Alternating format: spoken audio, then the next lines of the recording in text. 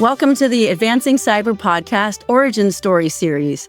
Many of us began working in cybersecurity in the late 90s or early 2000s before Homeland Security and much of what we know as cybersecurity today. I wanted to capture the origin stories from those who were there, living it and helping to build the technologies, laws, and policies that we all know today.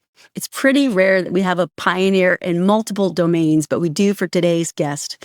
Chris Painter is one of those unique people who was in both government roles that impacted the law and policy, and I'm really excited to have known and worked with him for a very long time. Chris is a globally recognized leader on cyber policy, cyber diplomacy, cybersecurity, and combating cybercrime.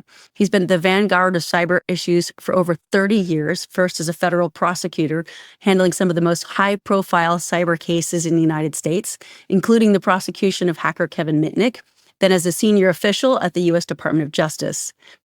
I know you had some amazing roles while at DOJ too, because that's where we met. You were deputy chief at the Computer Crime and Intellectual Property section, more commonly known by its acronym CSIPs. And it was around that time you were taking on the chair of the G8 high-tech crimes work. After CSIPs, you went on to leadership roles at the FBI and the National Security Council in the White House, and finally as the world's first cyber diplomat at the Department of State. That was really cool, and we'll definitely talk more about that today. Since leaving government, Chris has continued to stay exceptionally busy as the president of the Global Forum on Cyber Expertise Foundation, also serves on the board for the Center for Internet Security and Public Sector Advisory Board for Palo Alto Networks, and was a commissioner on the Global Commission for Stability of Cyberspace. He's a frequent speaker on cyber issues. He's frequently interviewed and quoted in the media. He's testified in front of Congress. He's received a number of awards, including, I think this is the coolest one, Japan's Order of the Rising Sun, Estonia's Order of Mariana, okay. RSA's Conference Public Policy Award and the Attorney General's Award for Exceptional Service. He's the Bartles World Affairs Fellow at Cornell University, and he has a BA from Cornell and a JD from Stanford. So with all of that, let's go back to the beginning. Whew, Chris, it's really cool to have you here because I've known you for a very long time. I mean, you were at DOJ. So, when I met you, you were on the cyber crime side of cybersecurity. How'd you get started? What drew you into cyber crime? What brought you there? So, I'd always been interested in technology. Like when I had I think my first home computer was an Atari 800 with a cassette tape drive. So, which I still have in a closet somewhere. And I always found that really fascinating when I was clerking for a federal judge in Seattle, Betty Fletcher, who sadly passed away a few years ago. We did some tech court cases there. When I was at Arnold & Porter, I ended up gravitating towards some of the tech cases there, IP and other cases. But it always just been fascinating to me, and that intersection of law and technology, which was still budding at that time and still is in some ways, just got, just fascinated me. And so when I went to the U.S. Attorney's Office out in Los Angeles, your first year, you cut your teeth on kind of baby cases. Los Angeles is the bank robbery capital of the world. I think it still is. And, a lot of counterfeiting and other cases.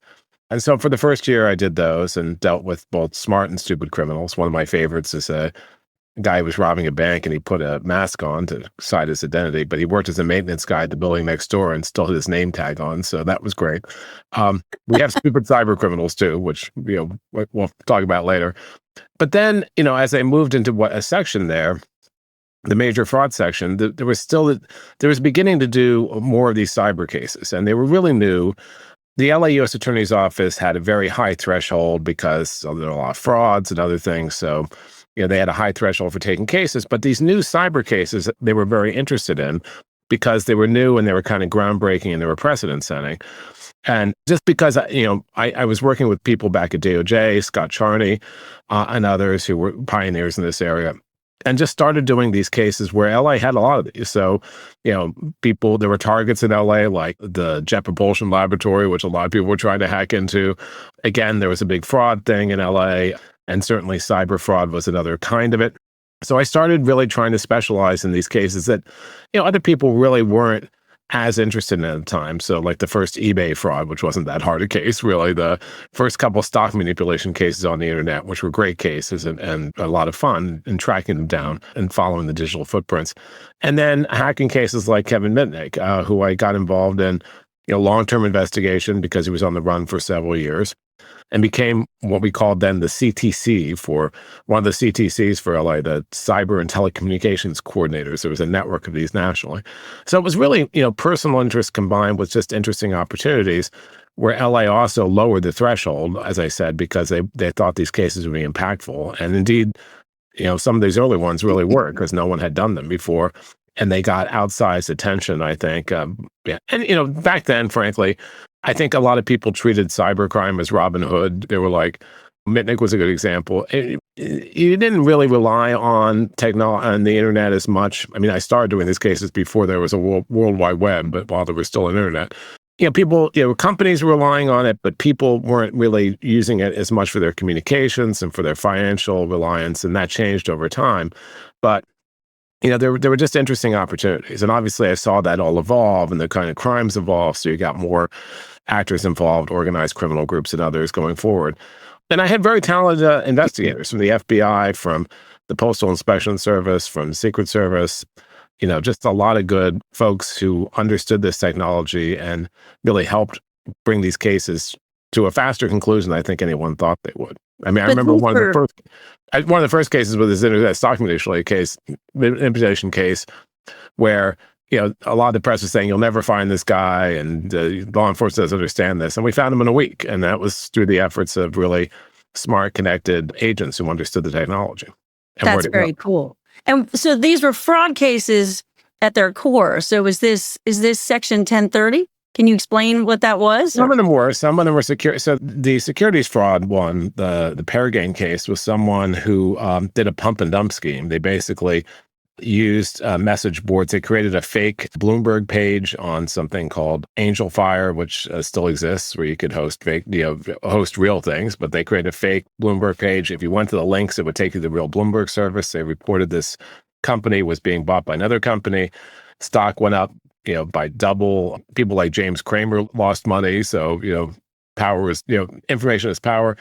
And this person had created these fake things and then created a conversation on some of the message boards about this that got people really riled up, and it turned out to be fake. So it was really a fraud case. That was a securities fraud case. On the other hand, some of the attempted hacking into JPL or the Mitnick case, those were mostly 1030, but also some identity theft and other kinds of things that were sprinkled in. One of the other early cases I did was the Mafia Boy case, which was the 14-year-old kid who caused a large denial of service attack case, in 2000 that knocked eBay and CNN even and a number of sites offline for a short time. Turned out to be a 14-year-old in Canada, but that was, again, it would have been a 1030 case, but because he was a juvenile, he was prosecuted as a juvenile in Canada. So, they kind of spanned the gamut. So some were 1030, some were what I always used to call new wine and new bottles, the kind of attacks on computer networks. And some were old wine and new bottles using the internet as a new technology to commit, fraud and other kinds of crimes. The early days of advanced persistent teenagers. Just to explain to anybody who isn't familiar with what we mean by 1030, what that is. So 1030 is the Computer Fraud and Abuse Act. So it's under the 18 USC, which is the criminal code. It was, in many ways, I think it was really one of the earliest computer crime statutes around. And the CSIPs, but that time was called something else, the Computer Crime Unit, I think it was called then, helped write this. We revised it many times. And that's a statute you use for attacks on computer networks. So, it's not the traditional fraud, but it's like attacks on computer networks, whether it's a denial of service attack or whether it's an intrusion and theft of information. And so that's the governing statute that was now many countries have similar things around the world. And indeed, the latest UN cybercrime treaty is making sure even more countries will have this. The Budapest Convention was another one that did that. But at that point, a lot of countries didn't have that. And so these hacks, it was hard for people to figure out how to prosecute them. So it's important to have that law in the books. And as I said, it's been revised multiple times since then. And the good thing about the U.S. law on that, as opposed to some other countries' laws, was it was deliberately technology neutral, so that, if you had a new TTP, if you had a new kind of way of attacking a computer, whether it be a virus or a worm, whatever it was, you didn't have to rewrite the statute because it dealt with unauthorized access rather than trying to spell out the technological means of that access. Yeah, it's like the Leatherman tool for prosecuting computer crimes. It does everything. That's kind of... It does, but it has important limitations on it too. Yeah. You want to also encourage the states and locals to do these crimes, although it's difficult often for them to do them because they're often transnational crimes. I mean, look, if I'm a smart computer hacker or even a fraudster, I'm going to try to route my attacks or intrusions through other countries to make it harder to find me. So they almost always have an international dimension, even if the hacker's next door to you and attacking you. So, but I do think having more countries, even having states and locals doing more of these cases, which now is frequent, but back then it was relatively rare at the beginning. So what brought you from LA to DC into CSIPs? So I loved being out in LA. I grew up on the East Coast, and then I was born in New York City, and then I went to law school, as you said, at Stanford. And you're conditioned to hate LA. You're conditioned to think Southern California is evil. They're vapid. They steal our water. And I went back, as I said, first to DC to work at a law firm, and then I went out there. And it's a different place. I mean, the weather, I love the weather. I lived first in Westwood, then in Malibu. I had a view of the ocean, which was great. We had fires, mudslides, riots, and earthquakes, so that was a little challenging. Trade-off. There, yeah. And the cases were fascinating, but I guess at some point, two things happened. One, even though I did some policy stuff out in LA, there were limitations. If you wanted to do the policy stuff or the international stuff, I did international stuff with respect to my cases. Mitnik had lots of international dimensions. The other ones did too. But if you really wanted to do this, you had to move back to the mothership, back to DC and inside the Beltway, as we say.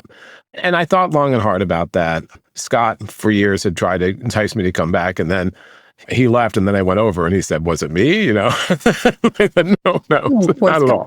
But and they really needed someone in the section they had great people there, and they still have great people there. But not many of them had real litigation experience. I mean, they were coordinating litigation around the country, but they hadn't been AUSAs. They might have been doing short stints. So I think it was helpful to go back there. And I liked the people a lot. And again, it was a chance to be groundbreaking and get involved in some of the international stuff, some of the policy stuff. I mean, this, as you said before, when I went back, it was before it was right around the 9/11, because I went back about a few months before that. And there was a lot more focus on this issue then, and there was a lot of things to be worked out. And then DOJ was also where, a lot of what now is in DHS in terms of cybersecurity policy was also resting in CSIPs. CSIPs was responsible for all this stuff. There wasn't no national security division at DOJ at the time, so really had this large portfolio. And so I went back to take the role there, and it was great. And I have to say this one thing about my career is I never regretted. I kind of fell into almost every job I had, once I started. And I never regretted doing that or felt I wanted to go back. I loved every job I had. They had different, in a way, they kind of opened the aperture to kind of new views on life and new experience. Like at DOJ, you're really focused on cybercrime. You go to main DOJ, you also have some of the national security angle. You go to the FBI, more national security, White House, the full panoply of national security and regional issues, and then the State Department, all of that, plus human rights and other issues. So each one opened my eyes and perspective a little more. And so I thought that was very worthwhile. But yeah, I mean, the main reason was to go back to try to do most of these larger international cases, but more of the policy work, which it didn't disappoint. Well, that's what I remember, was that CSIPs was the place. I mean, there was so much happening there. And if I remember correctly, it was Marty Stancil-Gam was the chief. She was super dynamic. And at least from the outside, it looked like you were all being empowered to go explore and be really creative to think about both law and policy from not just cybercrime, but cybersecurity. And so I just remember you guys were everywhere at the time. I mean, we were it. We were the it people back then. And I thought that was great. And you're quite right. Marty was great at empowering people. Scott before her was doing that. I mean, Scott had a famous phrase when he would go on vacation, like, you give people a lot of latitude and just say, don't F up, But, and this is what I've said to a lot of younger people, whether it's in DOJ or at state, even now, that you get to have outsized, I think, influence than you do in a lot of other areas. When we talk about state and diplomacy, a lot of things are so pre-cooked. You're reading the same statements have been true for like 10 years.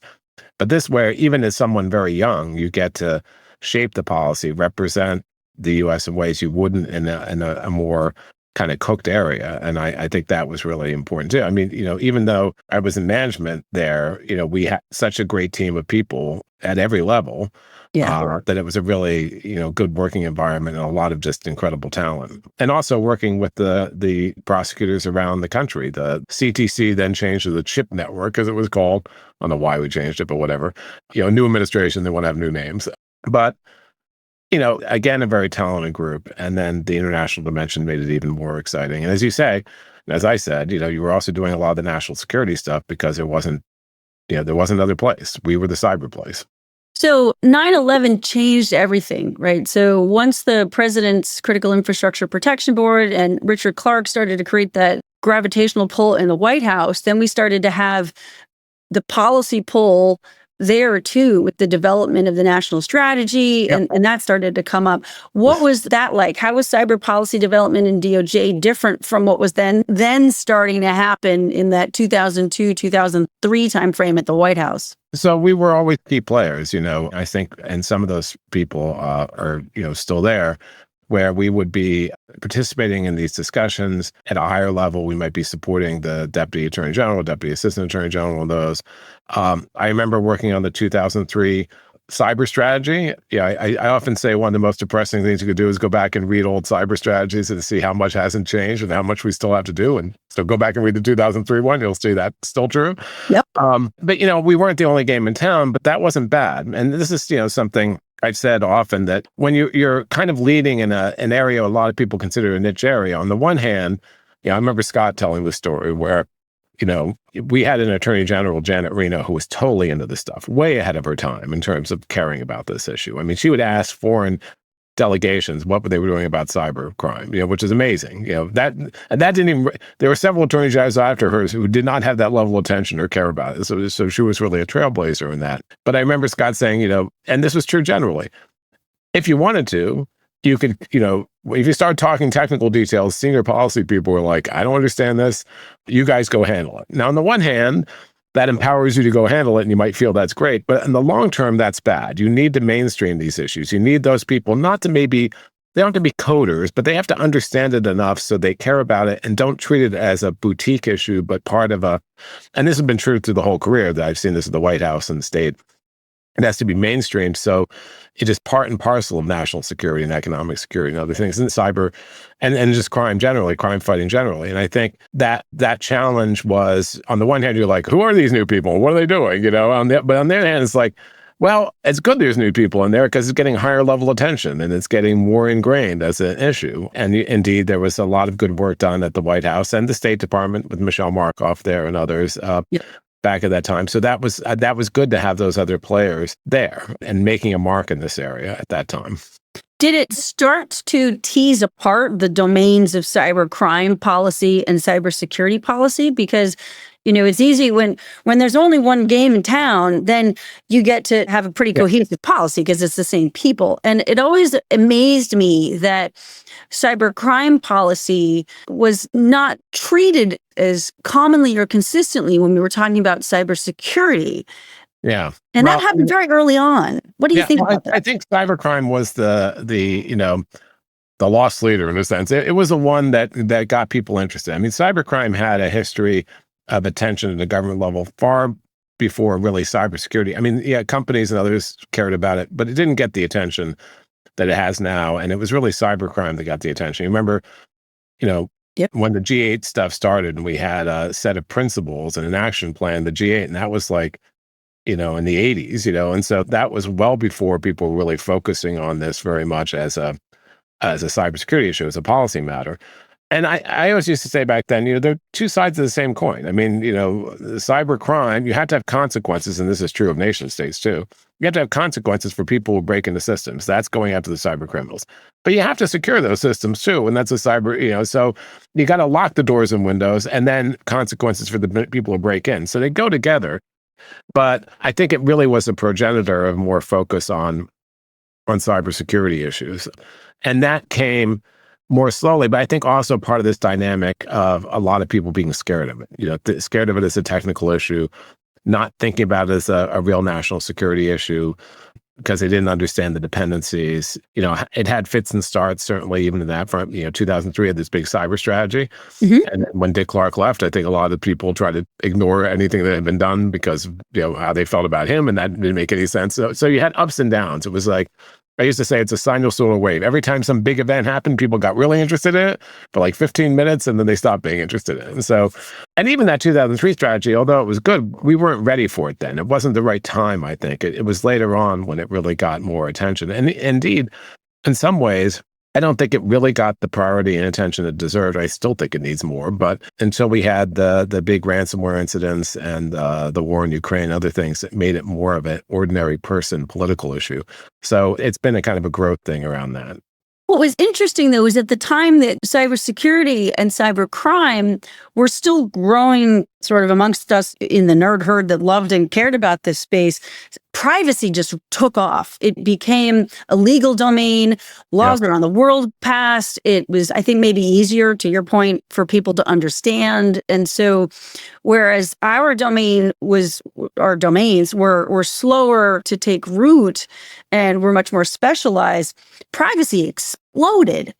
And there's good and bad there because it has had negative consequences to elevating the cybercrime and cybersecurity side. Why do you think that was? I think they could go hand in glove, but I think it was partly that people understood privacy better. Privacy was not just in the digital space; it was broader than that. So I think that drove it too. I think, and sometimes there were tensions between privacy and investigation of cyber crimes or other crimes, frankly, and how do you balance those issues?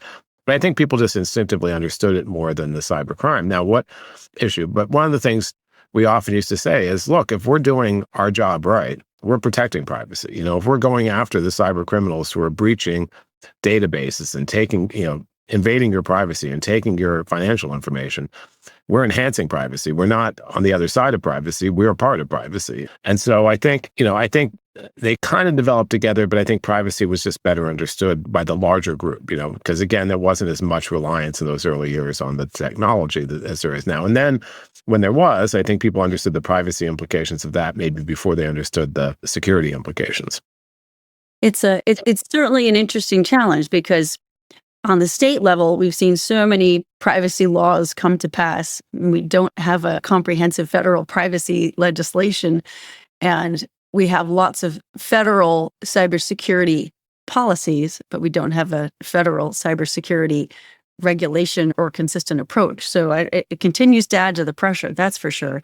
Yeah, and I think that's right. But I think this is all a maturing and influencing. I think partly as people see this as a, like I said, with ransomware and other things, where people see this as a real threat. I remember, as I said, a lot of the early cyber criminals, people were like, oh, that's great. There's, even though they're not stealing from the rich and giving to the poor, they're stealing from the, companies and giving it to themselves, so it's not really that true. I remember doing a panel at RSA, one of the plenary panels, maybe 15 years ago, called Foxes in the Hen House. Should you hire ex-hackers to be your security consultants? And I had Ira Winkler, who you may know, former NSA, then at head of security at Hewlett-Packard at one point, now on his own, me, Jennifer Granick, a defense attorney, and Kevin Mitnik, and it was a moderator of a media guy.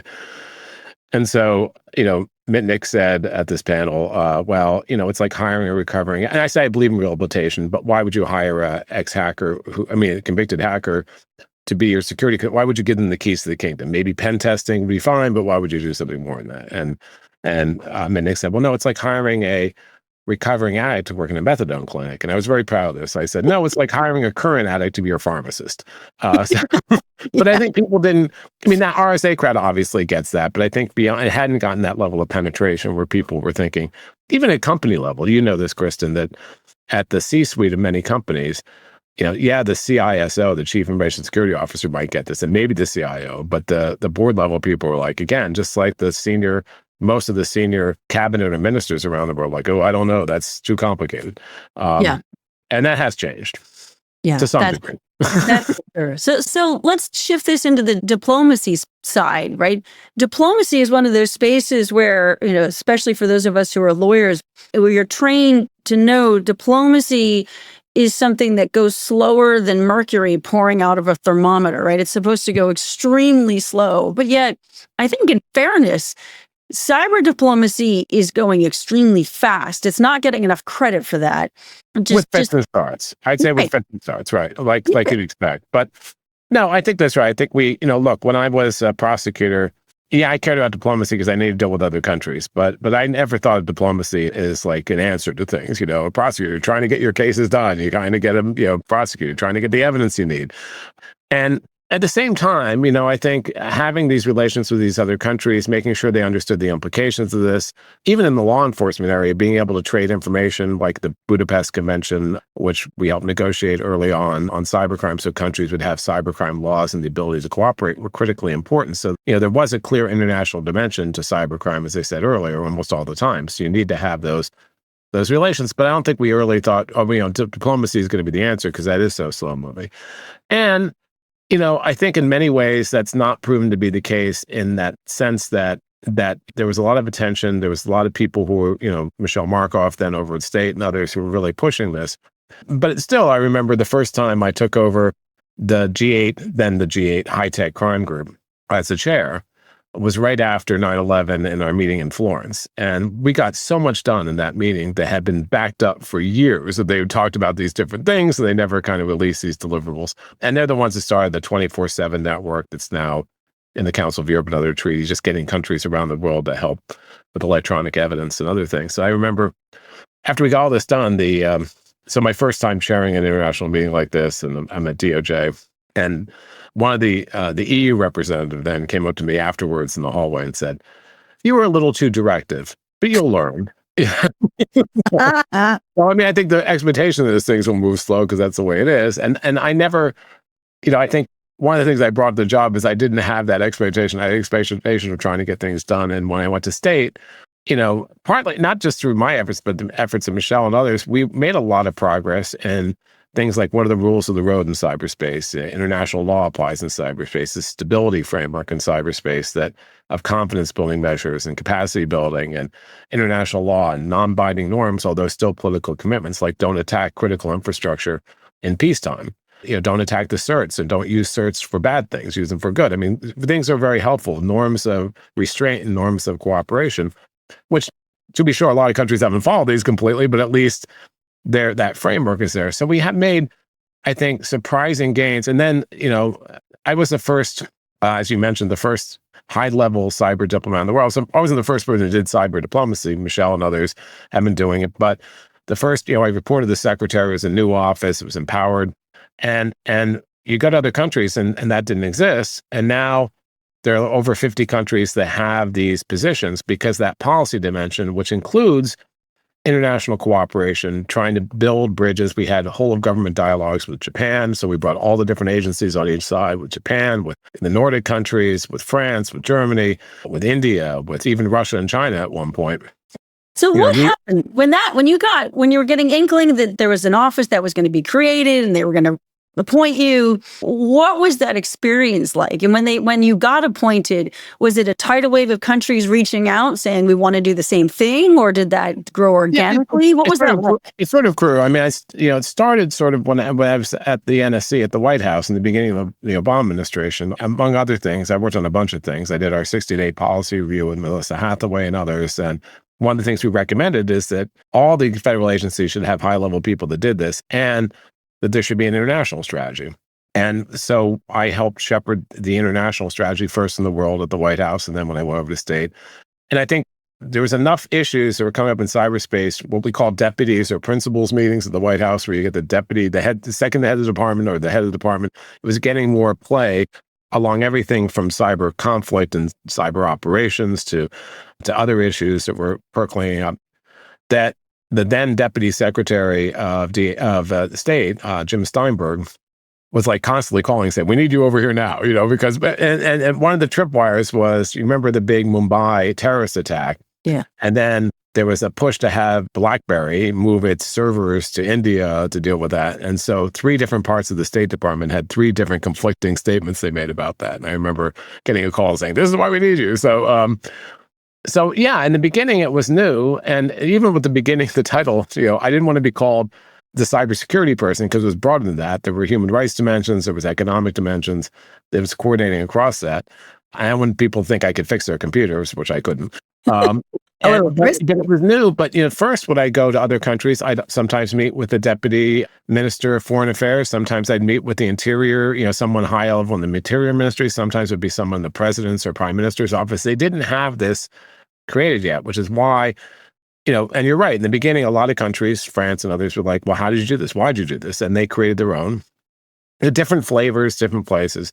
But that really made a difference because what I think the most important thing about that in the beginning was, yeah, cybersecurity and these cyber issues more generally and cyber stability are technical issues, sure.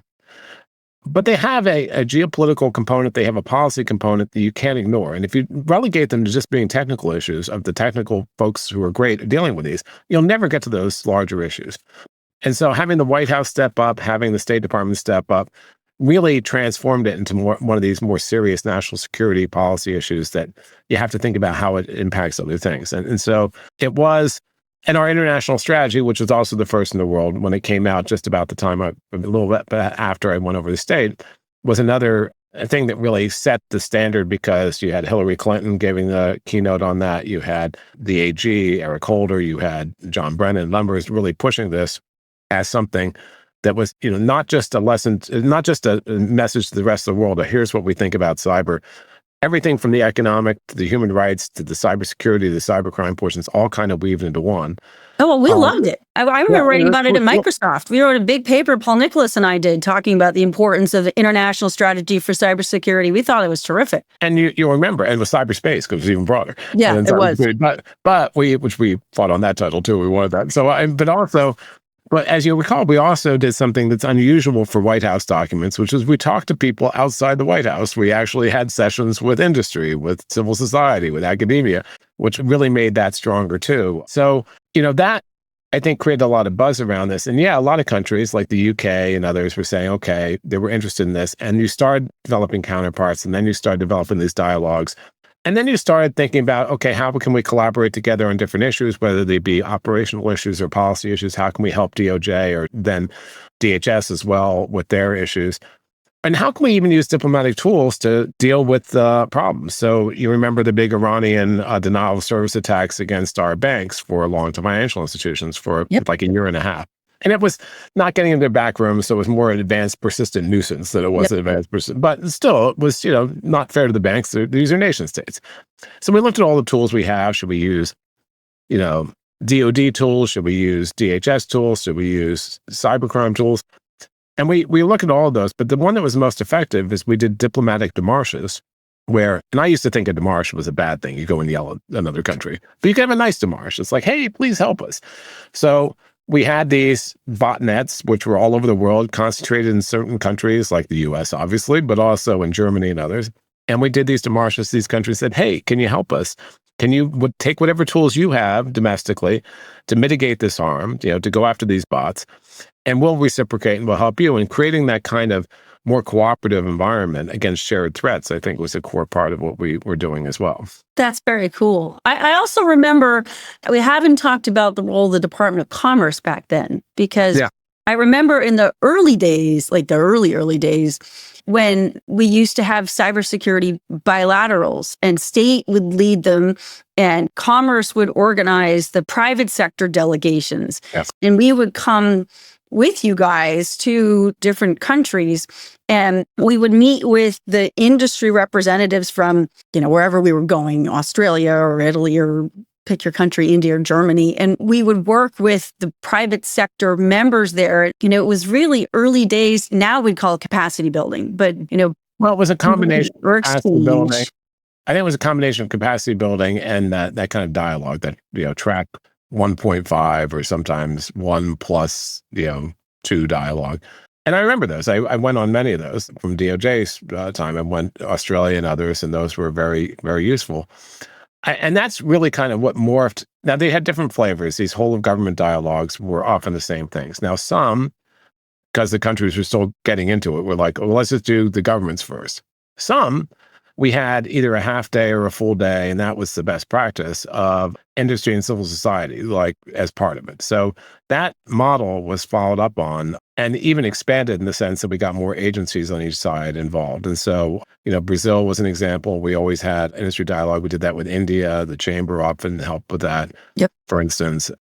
But we did that with some of the Nordic and Baltic countries. So we always try to do that if possible. Sometimes, especially when you're just beginning it with a country, they're like, well, let's get our act together first and then we'll add other people. But that was, I think that was a helpful foundation because, getting other players involved is often critically important and gives you a different view of the world. I mean, that kind of multi-stakeholder, which we often say multi-stakeholder and we don't always define what we mean, but getting those other stakeholders involved is really important. So how has that private sector role in diplomacy evolved? Because that was pretty direct engagement. And I sort of dropped out of the diplomacy space around 2008 timeframe when I went all into threat intel and IR. And so I'm curious, when I stopped going to bilats and others picked up on that mantle, it really seemed to shift and become much more professionalized and much more of a true diplomatic conversation. What was the perception from inside government of the role of the private sector? So I think that's right. I think, there's been a long history, as you know, Kristen, of the private sector having a role, of the U.S. not just saying it, but actually doing it with respect to critical infrastructure protection, cybercrime, other areas. I think where it became, was, and as I said, we extensively talked to the private sector and others in a lot of the diplomatic aspects. But when we got to some of these stability issues, which were in what they call in the UN First Committee, which is the Committee for Disarmament, usually the private, the UN's built for states, right? It's not built for other stakeholders. And it's a more difficult environment for that. But at the same time, just like in every other area, they benefit tremendously by having people who understand how these things work, what the trade space is, what the challenges are there. And that's been a little harder. I think even the US in the beginning was like, well, we think private sector has lots of roles in these other things, but maybe not in this, stability conversation, which is states really talking to states about how they're going to restrain themselves. But I think they quickly changed their mind on that and said, look, we need others there. And it's always been a difficult thing. One of the big UN processes now is called the Open-Ended Working Group. And it's a good process, but it's states, and there have been a lot of stakeholders, but a number of stakeholders, because these are political issues, including the organization that I've been the president of, but also Microsoft and others, have been blocked repeatedly by Russia. And it only takes one country to block them in that setting, given the rules that they adopted for that particular committee. Whereas in the ad hoc cybercrime negotiations, there was a better system where more, all these players could play more. But it's still not an exact science. And I think it's important. I think we've all learned, and I even wrote an article about this at one point, about why it's so important to have these other stakeholders there and what roles they play and how some other governments have done it. And even the US has evolved substantially on that. So it's not just a mantra, because, there's this mantra, because the private sector owns like X% of the networks, which people say 85%, but there's no real basis for that number. I think it was just thrown around by someone and people adopt, but it's a lot, okay? The vast majority, I'd say. So they should be involved. I think that's true, but also you need people who are not the tech private sector, the people who are likely victims of this, the people who have the perspective of just trying to run their operations. And then you need civil society who have, as you said earlier, the privacy aspect, but the human rights aspect. It just makes what you're doing stronger in this conversation better. And more countries, I think, have started to adopt that and get more involved. Still, some don't have that and don't understand that. But, when we do capacity building, when I was in the government, we always try to inculcate that, saying that's an important thing. When the organization I've been running, the Global Forum on Cyber Expertise, which coordinates capacity building, that is a multi-stakeholder operation. It's 63 countries, but it's a couple dozen companies, and it's a bunch of academia and civil society. And that just makes it more effective.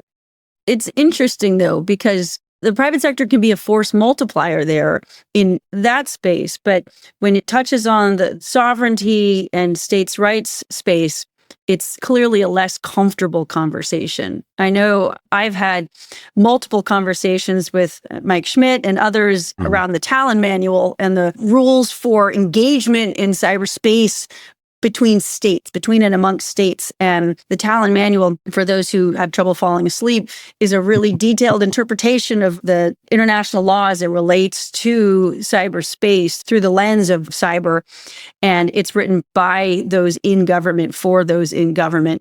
And one of the things that was always an issue for me in the private sector was that those wars, air quotes, in cyberspace would be happening on the networks of private sector companies who may choose to go enforce their terms of service. Yeah. And so there is a role there that is being overlooked. And so to not have those private sector observers, at least in the room, I do think is missing an opportunity. Yeah, I agree. And I don't think it's being overlooked as much. I think, it still suffers some issues in terms of certain countries' views of this. But I think the U.S. and others are all in and saying they need to be in the room. And that's an important development because I think you're right. And it also helps you figure out not just what the threat is, but what the solutions are if you do it right. Now, there are areas too where just like governments, private sector doesn't agree even within the U.S., right? So, and you don't want to pick among your children, but you want to have you want to have dialogue. You want to have ways to do this both formally and informally to get those views, which could change your views and how you're doing it. So I think that's always key. And I think one of the problems I've seen is if you get outside the denizens of the UN, the basements of the UN or the international lawyers, not a lot of people in industry writ large, even the tech industry, know what, for instance, these landmark 11 norms, I don't know why it couldn't have been 10, it's like Spinal Tap, but the 11 norms of responsible state conduct in cyberspace, they don't even know what they are, let alone being able to call them out or to say, hey, this may be a violation or anything else you might do with these.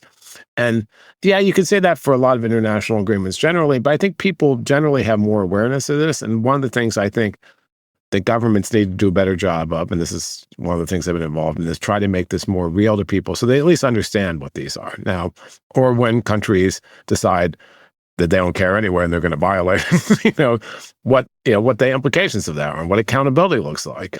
And even the private sector can help enforce accountability. They may not want to be on the front lines, but you saw that with a lot of the private sector pulling out of Russia after the Ukraine invasions, for instance. So, and then, you have the interesting legal issues about private sector as possible combatants when we have the Ukraine conflict and what that means and how that's viewed and challenges there.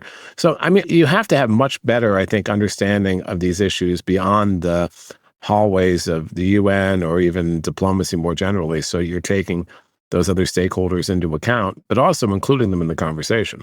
Yeah, I think that's right. I also think that we'll see at some point a conflict in that space that causes either the creation of domestic laws or invocation of domestic laws that try to compel some action by those private sector stakeholders, which is going to then create some new conflict, like force those companies to do something either offensively or defensively. So, they also see that, so for instance, when we reached, one of the things I did is help lead the negotiations with China on intellectual property theft back in 2015, where we got a landmark deal from them. But it was because first of all, President Obama treated it not as a cyber issue, but an issue where it was willing to take friction in the overall U.S.-China relationship, which then was much more even connected than now.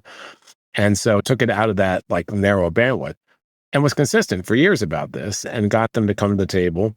And at first they said, well, there's no difference between theft of intellectual property using computers and espionage. And we don't do either, which is okay, that's great, fine.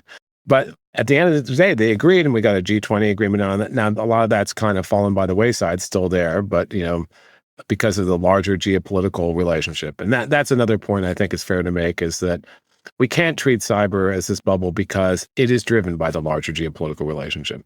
For sure. And for younger people who have not been in cyber for a long time, go ask somebody about that 2015 era, because there was an appreciable drop off in intellectual property theft after that deal was negotiated. It was demonstrable. It really had a positive effect for us for quite some time. It was, and it was funny, we had not raised it really directly with the Chinese for years. And then early in the Obama administration, the decision was made to raise it. I remember being in Beijing at this high-level dialogue led by, then Bill Burns, the Deputy Secretary of State, and PACOM and USD policy. So a political military dialogue. And on their side, the high-level official at their foreign ministry, but also the deputy PLA Joint Chief of Staff guy. And I remember that was the first time we said to them, you did this. And so, I had it was a document, it was like Secret Rel China. I still don't even know what that means. But, but basically where I was playing the heavy, where I was like, look, we know you did this, we know you did this, we know you did that. And they were, they were not happy about it. General Ma, who was their deputy PLA Chief of Staff, kind of first was silent and just angry. Then he was like, well, your allegations are unprofessional. And it reminded him of the story, the allegory of the woodsman who goes into the woods and he loses his axe and he just blames the neighbor boy because the neighbor boy seems like the kind of guy who would steal his axe. And he goes back the next day, his axe is still there and he realizes it was wrong. So obviously we're making a mistake. Well, our translator, our interpreter did not interpret that at that time. And so he told us later on.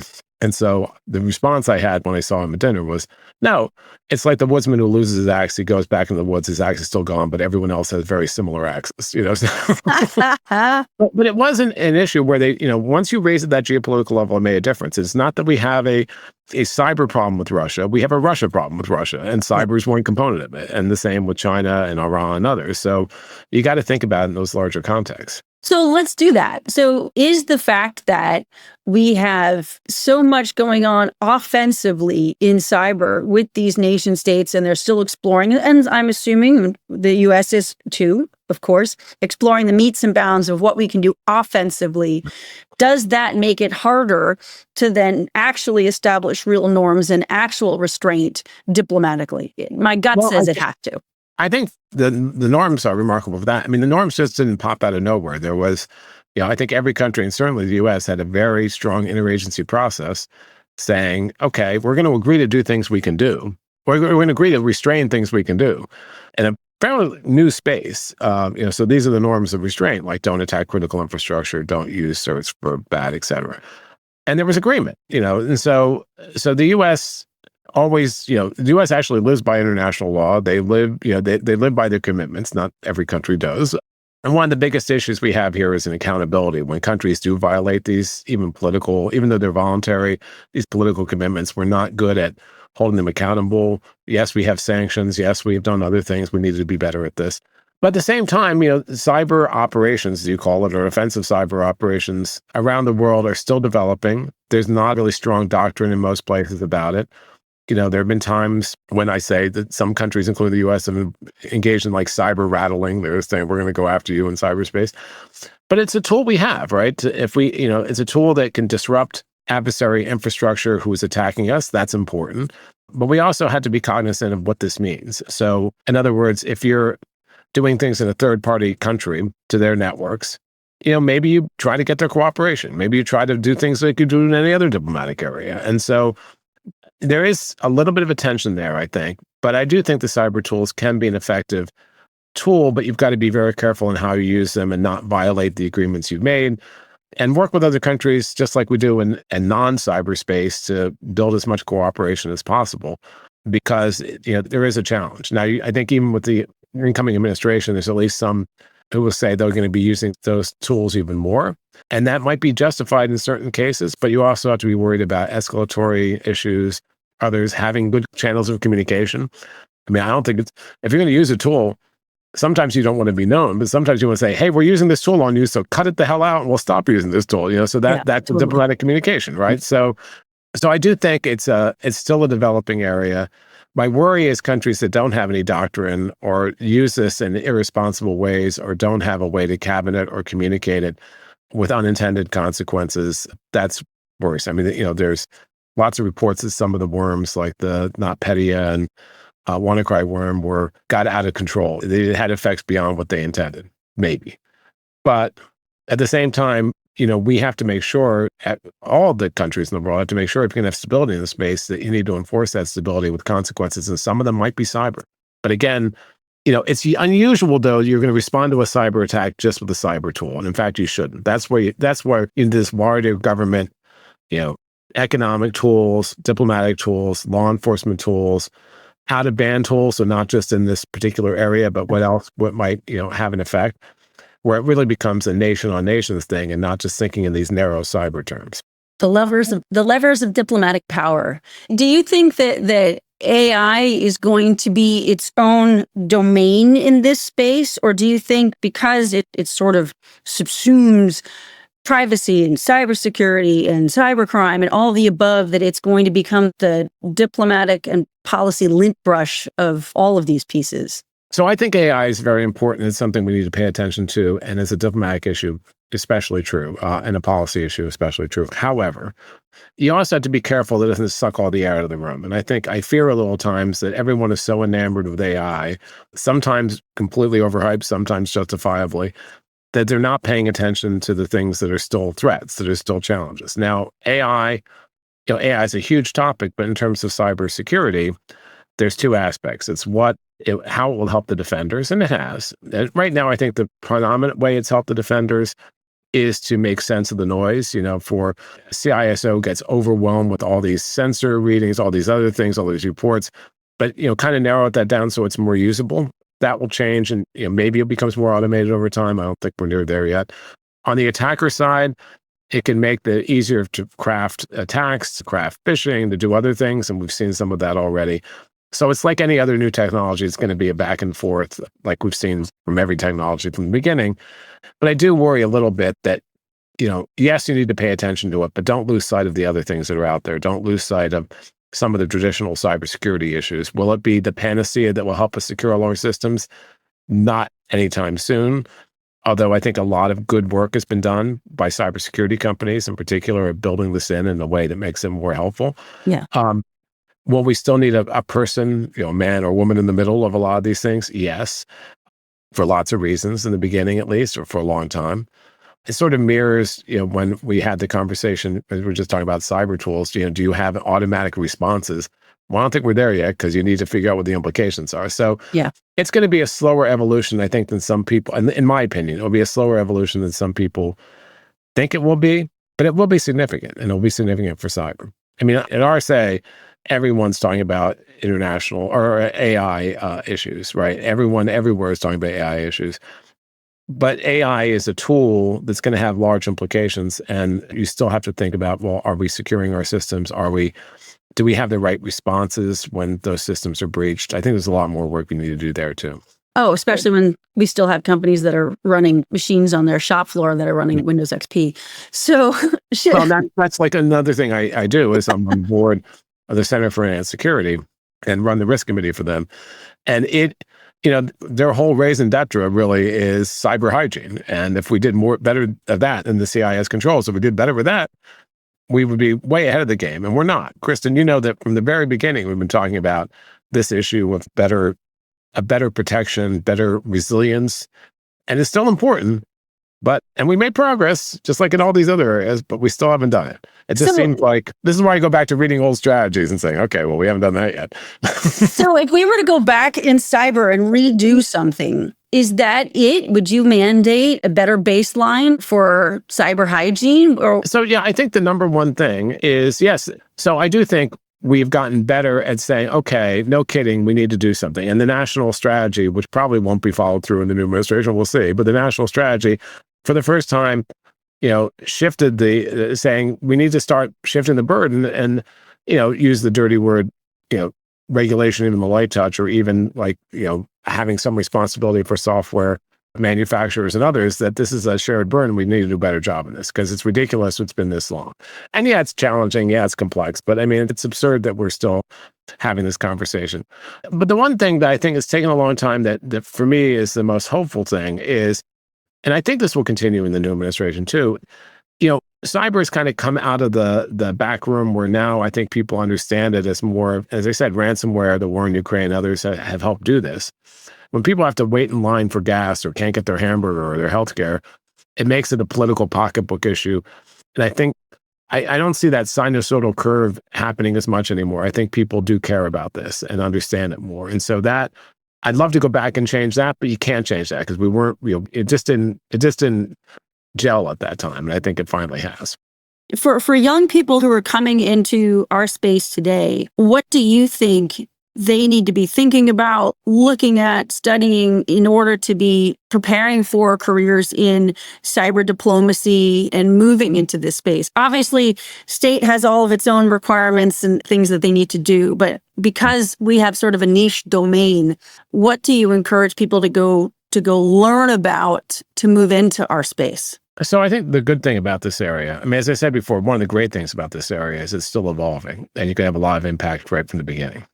And the other thing is, it's not just about the technical, it's not just, you need people who are coders or programmers who understand this. You need those people, to be sure. And even when I was a state, I had a couple people, I had a senior technical advisor, Len House, who's still there, who helped invent the cell phone back in the day and knows the technology well. So that's great. You need those people to help you with the, understand what the trade space is.